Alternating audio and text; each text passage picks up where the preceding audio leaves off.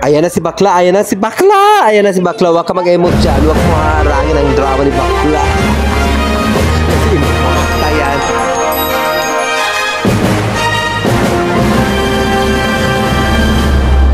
Huwag mo harangin ang Bakla, impacta yan. Welcome to Avenue of Comic Stars. Hello guys, welcome to my vlog. For today, nandito pa tayo ngayon sa Hong Kong and we're walking and going to Kowloon Park.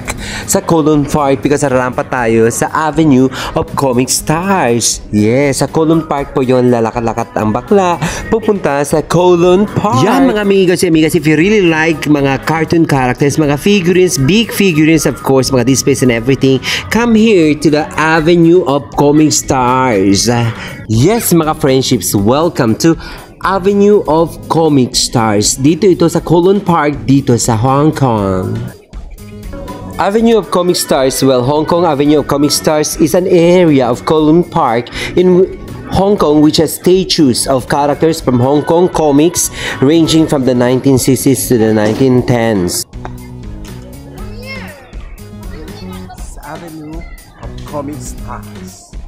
Dito mga amigas, makikita ninyo different kinds of mga paintings sa wall paintings. Very amazing to see. As you can see guys, wow. Ayan ang ganda-ganda niya. Kamukha ako, kamukha ko sa blush on. Yes mga amigos and amigas, ang daming mga characters dito, mga painting of mga cartoon characters where in fact I do not know them actually, pero some of them nakikita ko sila sa TV when I was still young. Ayun, nakikita mo mga anime, cartoon characters and everything. Ang dami mga paintings dito. Ayan, rumarampa si Bakla, nag-emot na naman talaga si Bakla with blush on. Ayun, nagiging cartoon characters tuloy. Ang itsura ko ngayon dahil dito ako sa Avenue of Comic Stars. Yes guys, for all you don't know is of course I do paintings. Nagpe-paint talaga ako. Mahilig ako mag-drawing. Mahilig ako sa mga paintings. Magaling ako sa paintings and everything. Kaya I'm amazed with, you know, ito mga paintings dito sa my stairs. Maraming stairs dito guys. Sa kabila may stairs din. Mga paintings din ng mga cartoon characters. Very amazing. Very colorful. Very vibrant. Nakakabatang vibes dito guys. Of course, as you can see, ang ganda-ganda ng mga paintings nila dito. Mga drawings and everything. At saka mga statue na mga cartoon characters na nakikita ninyo sa paligid. Ayan wow, nag-emote na naman si Bakla with my blush on. Ang maganda dito guys, dito lamang ito sa Kowloon Park. Free entrance dito, wala ito bayad guys. Pupunta lamang kayo dito sa Kowloon Park. And of course, rarampa kayo dito sa Avenue of Comic Stars. Walang bayad dito, makikita niyo dito. So many statues. As you can see, marami mga statwa dito guys sa mga cartoon characters na very nice. Very Instagrammable. Pwede kayo mag-picture dito. Mahaba ito guys. Marami mga beautiful mga statues, cartoons. Ayan may mga anime and everything makikita niyo dito guys. Very artistic ang mga painter dito guys. As you can see, very nice. Parang ayan may mga numbering of years na drino nila, 1980, 1989, 1990, mga ganon. Amazing. As you can see guys, ayan nag-emote na naman si Bakla, parang impacta. Ayan with the blush on. Parang cartoon characters with the blush on. Ayan nag-emo si Bakla. No, si Bakla talaga. Ano ba yun? Nagda-drama na naman. Sasabihin, magaling ako mag-paint. Ganyan. Wow.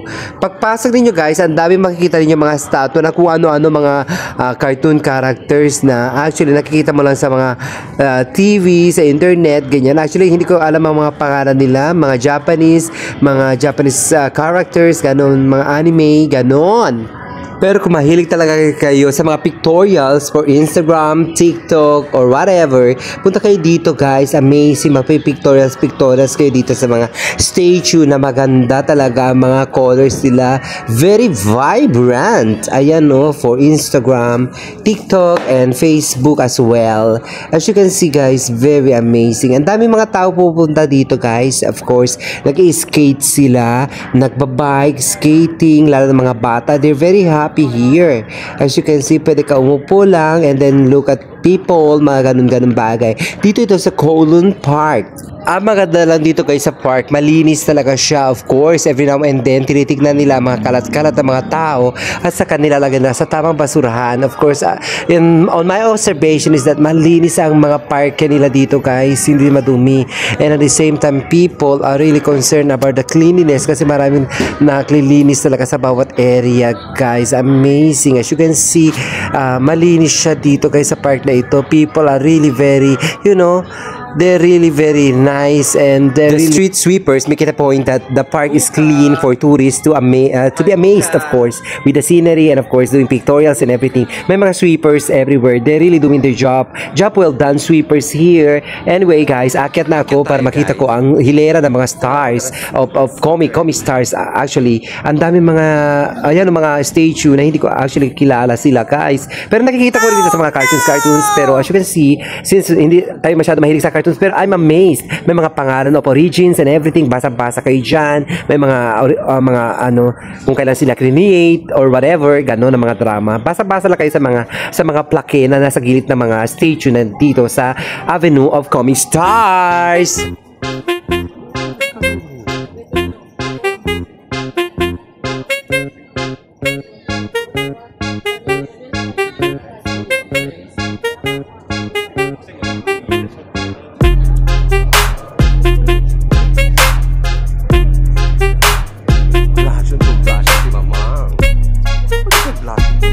Yun ang laki na mata niya. Ba't ang laki na mata mo? Nagulat ka sa kagandahan ko? Nashock siya sa kagandahan ko. Ayun o, ang laki na mata niya. Nagulat siya. Sabi niya, sino kayo itong magandang itong bakla? Ayan o.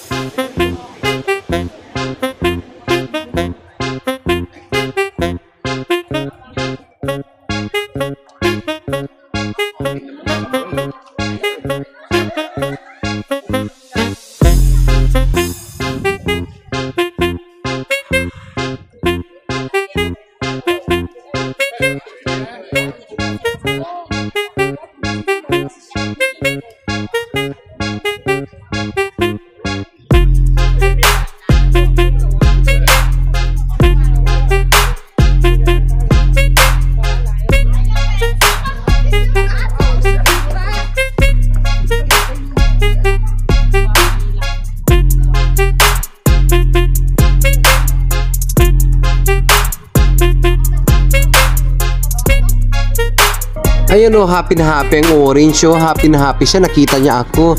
Asa ito naman o. Wow, ang ganda naman ang hair niya. It's very yellow.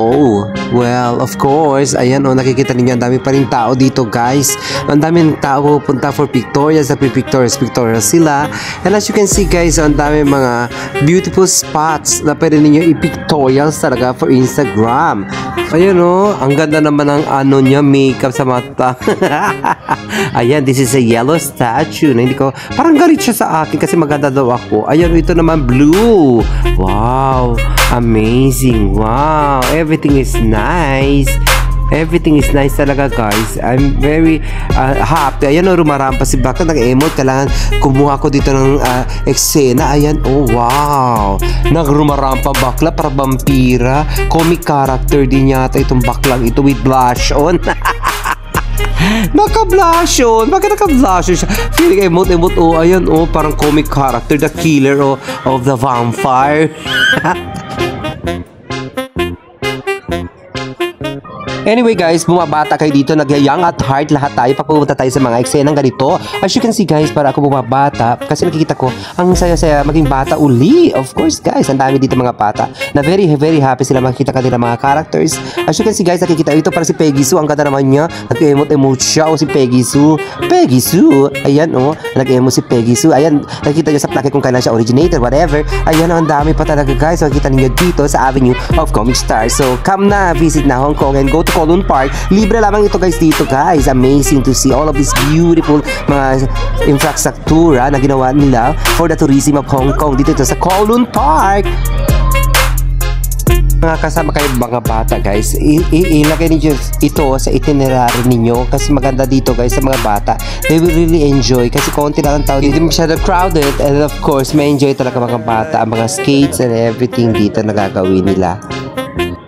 Yes, very vibrant ang colors. Very beautiful to see all of these beautiful statues here. Ang dami-dami guys. And I know that you're gonna enjoy your stay if for example you're gonna travel and visit this place guys.